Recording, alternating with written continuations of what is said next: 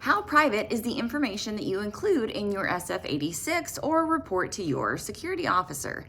Hi, this is Lindy Kaiser with clearancejobs.com. This is a question that we've gotten a few times and in a few ways, and I recently got a pretty specific rundown asking about how the Privacy Act applies for security clearance holders or applicants. Yes, the Privacy Act does apply to clearance holders or applicants.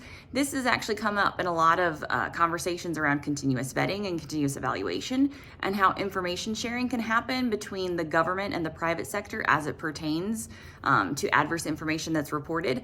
If you report something on your SF-86 or if you report adverse information or self-report information to your security officer, that is considered protected information, is included under the Privacy Act, and there are provisions for what a security officer or the person you're reporting that information to within the government, specifically what they can and cannot share. So in general, someone asks, hey, can my security officer report what I list on the SF-86 back to my human resources or my supervisor? That generally does not happen. So what a security officer is going to be able to say, however, is if you were denied a security clearance or if something happens that affects your eligibility. So you're going to have issues potentially with your employer in terms of them asking that, but that is something that certainly is protected information in the sense that no, you do not have to disclose that. You have to disclose things specifically to your security officer.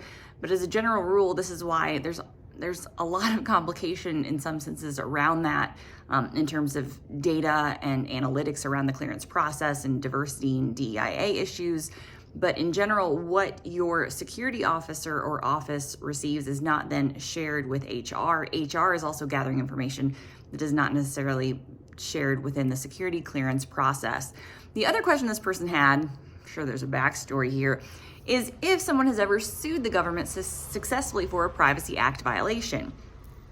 Couldn't find specific examples of this. I'm not an attorney. Other than the OPM hack, actually, there was a successful lawsuit where federal employee unions were able to sue the federal government and the contractor involved as it pertained to their private information being released through the OPM hack.